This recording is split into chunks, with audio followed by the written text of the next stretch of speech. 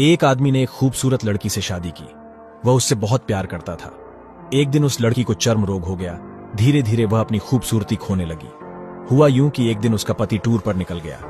लौटते समय उसका एक्सीडेंट हो गया और उनकी आंखों की रोशनी चली गई। हालांकि उनका वैवाहिक जीवन हमेशा की तरह चलता रहा, लेकिन जैसे जैसे दिन बीतते गए उसकी खूबसूरती धीरे धीरे कम होती गई। यह बात अंधे पति को पता नहीं चली और उनके वैवाहिक जीवन में कोई अंतर नहीं आया। वह उससे प्यार करता रहा और वह भी उससे बहुत प्यार करती थी। एक दिन वह लड़की मर गई। उसकी मृत्यु से लड़के को बहुत दुख हुआ। उसने उसका अंतिम संस्कार पूरा कर दिया और वह शहर छोड़ना चाहता था।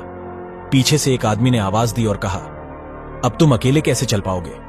इतने दिनों तक तुम्हारी पत्नी तुम्हारी सहायता करती रही।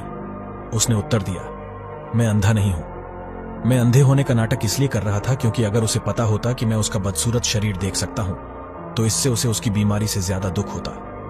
इसलिए मैंने अंधा होने का नाटक किया। वह बहुत अच्छी पत्नी थी। मैं तो सिर्फ उसे खुश रखना चाहता था।